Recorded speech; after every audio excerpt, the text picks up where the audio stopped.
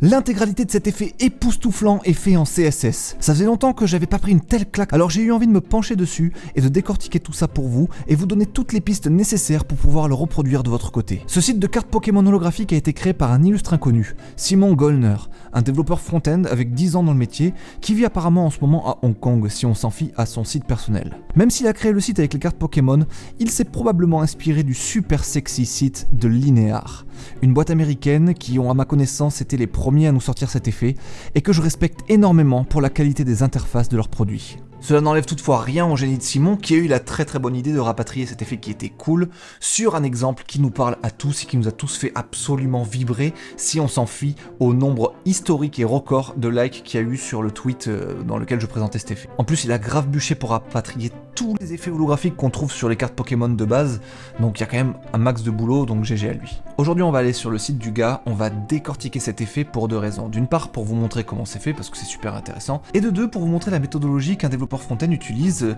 quand il veut décortiquer un effet qui de prime abord lui semble complexe.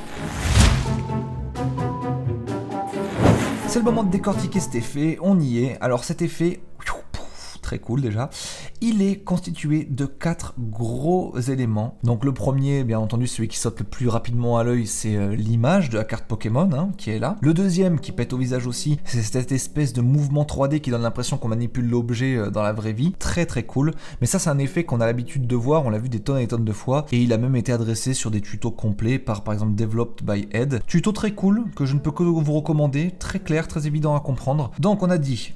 On a l'image, on a l'effet 3D, on a cette espèce d'effet holo, là, shiny, trop cool, qui est le nerf de la guerre, qui est vraiment très stylé. Et on a un dernier petit effet qui est beaucoup moins évident à voir, qu'on voit peut-être un peu mieux sur les cartes qui suivent, là. C'est une sorte d'effet de glaire, une sorte de spotlight comme ça sur l'image. Une fois qu'on a fini d'étudier à l'œil l'effet et qu'on a à peu près capté de quoi il en était, c'est là qu'on sort les grands moyens du développeur front-end, on clique droit sur l'élément, on fait inspecter, et alors là, on arrive dans les coulisses.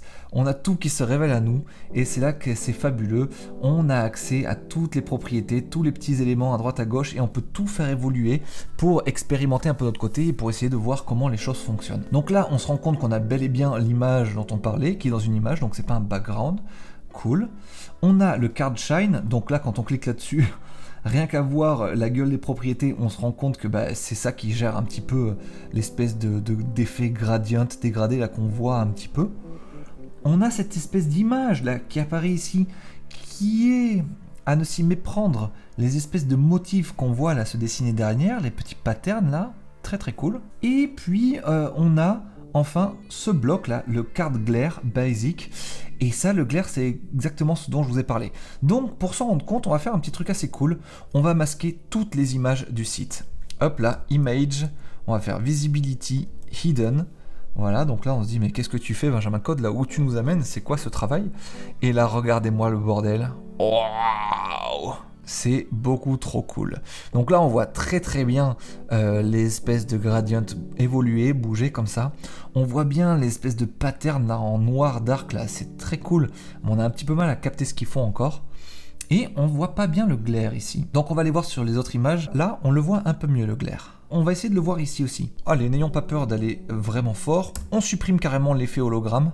Et là, on voit le glare se dessiner. C'est vraiment cette espèce d'effet de halo de lumière quand vous pointez une lampe torche contre un mur, par exemple, et que vous le baladez sur le mur. Cet élément, c'est fait en CSS. Je vous ai dit qu'il n'y avait que du CSS, mais en fait, il y a un tout petit peu de JS qui va mettre à jour ces variables CSS là en fonction de la position de la souris. Regardez, vous voyez, je bouge et le JavaScript met à jour toutes les valeurs. Donc très intéressant ce petit effet d'apparition, de transition du glare. C'est tout simplement fait avec un background radial gradient qui est une sorte de dégradé rond comme ça. Il précise les paramètres de ce dégradé rond et il lui précise sa position aussi avec MX et MY. Aux extrémités du gradient, on a du blanc à 0%, un peu au milieu, on a du blanc à 33%, au milieu voilà à 65%. Et après en plein centre on a un petit point à 120% qui est vraiment bright. Donc voilà comment on fait un spotlight qui suit la souris comme ça en CSS. Et là le filter, qu'est-ce que ça nous fait ce truc? Quand on sait pas, on met des grosses valeurs, contraste, là il se passe rien. Si je mets 100, c'est hyper bourrin. Si je mets 0, c'est pas du tout contrasté. Ok.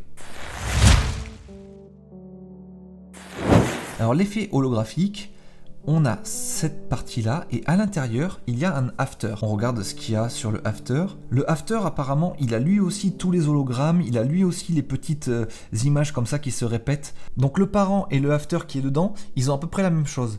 Toutefois, on dirait, je pense, mon intuition me dit qu'ils vont pas bouger dans la même direction en fait. Le after va bouger dans une direction différente que celui-ci. C'est exactement ça, on a les positions qui évoluent en fonction de pose Y, pose X, là, qui sont des valeurs calculées ici. Et donc on a les trucs qui évoluent comme ça. On va recacher la carte, et maintenant on va re-regarder cette histoire d'after là. Donc, quand il y a l'after et le parent, il y a ça qui se passe comme ça. Si on dégage le after, qu'est-ce qui se passe? C'est beaucoup moins noir, il y a beaucoup moins de traits, et il y a beaucoup moins de dégradés en fait aussi. Et ça va que dans un sens, et pas dans les deux sens simultanés. Là, si on le remet, vous voyez que le after fait que on va dans un sens et dans l'autre, comme ça se croise, et ça fait l'effet très intéressant. Et il y a beaucoup plus aussi de petites moustaches bizarres là qui dans tous les sens. Maintenant, la question que vous êtes en droit de vous poser, c'est mais pourquoi sur l'image on voit pas ces gros trucs noirs? Pourquoi c'est pas bien vénère? Et pourquoi les dégradés ils sont pas aussi visibles quand on a l'image? On passe quand même de ça à ça. Eh bien c'est une très bonne question. En fait c'est dû au blend mode. Et les blend mode c'est vraiment la clé de tout cet effet qui est ici, de tout cet effet holographique et tout, c'est la clé. Et donc voilà une petite explication très très simplifiée de ce que sont les blend mode.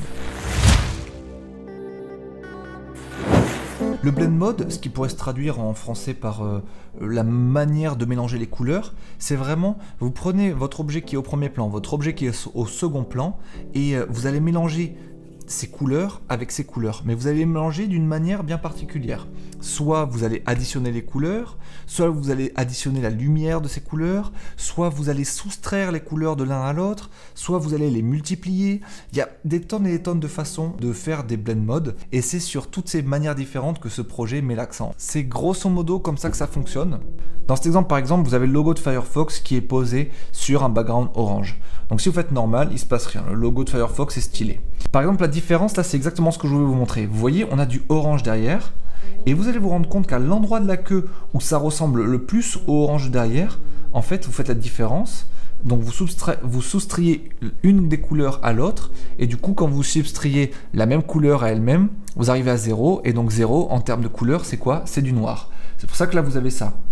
Après, c'est pour ça aussi que le bleu, du coup, devient violet, parce que j'imagine, si vous substrayez au bleu le orange, il reste du violet. Bon, c'est un peu ça qu'il faut visualiser, en gros. Si on enlève tous les blend mode sur cet effet, voilà ce qui va se passer. Voilà, s'il n'y a pas de blend mode, le truc se met directement par-dessus, comme ça. Il n'y a pas de mix de couleurs, quoi que ce soit. Vous voyez le blanc, le noir de l'image qui est par-dessus, et c'est pas mixé avec ce qui est en dessous. Donc maintenant, on va remettre le mix blend mode de celui-ci. Toujours pas terrible, il se passe toujours pas de truc fou dingue. Si on réactive le dernier qui nous manque, à savoir Mix Blend Mode Color Dodge, voilà l'effet qui se met en place. Le Mix Blend Mode, encore une fois, c'est très complexe et c'est très compliqué à vous expliquer exactement comment tout ça fonctionne. Le mieux, c'est que vous bidouillez un petit peu tous les blend modes, que vous les fassiez changer, etc. pour voir un petit peu ce qui se passe à chaque fois. Si vous mettez un autre que Color Dodge, par exemple, ici, là, si vous mettez la Color Dodge, si vous mettez Darken, il va se passer ça.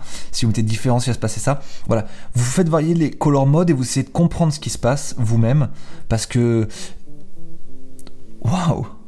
Lui, il est très cool. Parce que cet effet est en vrai beaucoup trop complexe à expliquer comme ça.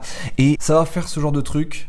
On attend ça d'absolument aucun front-end développeur. C'est vraiment de la recherche et du développement, beaucoup d'expérimentation. Souvent les idées peuvent venir d'ailleurs des designers qui utilisent Photoshop et tout, parce que eux-mêmes ont les mêmes blend modes en fait de leur côté. C'est quasiment les mêmes. L'idée peut venir d'un designer, peut être bossé ensemble avec le designer, le développeur. C'est de la grosse recherche et développement encore une fois. Et c'est pas étonnant que ce genre d'effet soit d'abord proposé par des boîtes comme Linear, qui ont des grosses teams, qui ont un produit magnifique, qui doivent avoir des designers de haute voltige et des développeurs de haute voltige. Voilà, ne vous inquiétez pas si cet effet vous semble carrément trop compliqué, si vous n'êtes pas capable de faire ça vous-même, je vous rassure, moi-même, je suis pas capable de faire ça de mon côté, c'est hyper complexe. Toutefois, si vous voulez aller plus loin dans la maîtrise et dans les bidouillages comme ça du CSS, du JavaScript, du WebGL, des shaders et compagnie, je ne saurais que trop vous conseiller Akela, qui est un développeur ukrainien du nom de Yuri Artyuk, qui est beaucoup trop cool. C'est un développeur front-end, il a une chaîne YouTube, et tous les dimanches, il va faire un stream d'à peu près 1h20, 1h36 comme ça, pendant lequel il va recoder des effets absolument dinguissimes. Ça peut être sur Three.js, ça peut être en JavaScript pur et dur, ça peut être que du shader, ça peut être avec du CSS qui va aller pousser dans ses retranchements, ou tout simplement une combinaison de tout ça. Ce mec est ultra pédagogique, moi je l'adore, et je trouve qu'il mérite beaucoup plus d'abonnés que ce qu'il a actuellement. Et d'ailleurs, il nous a fait une petite vidéo d'1 minute dans laquelle il décrit comment est fait cet effet Pokémon linéaire, appelez-le comme vous voulez. Dites-moi dans les commentaires si cette vidéo vous a plu, si vous aimez bien ce concept quand je décortique des trucs un petit peu complexes comme ça. Mettez-moi aussi peut-être les effets que vous aimeriez bien que je décompose la prochaine fois pour une prochaine vidéo. Et voilà, encore une fois, si ça vous a plu, abonnez-vous, ça me fait plaisir de ouf. Et puis maintenant qu'on a passé les 100K, on peut mettre le cap sur les 200K avant d'avoir les cheveux blancs, si possible. Merci à tous, c'était Benjamin Code.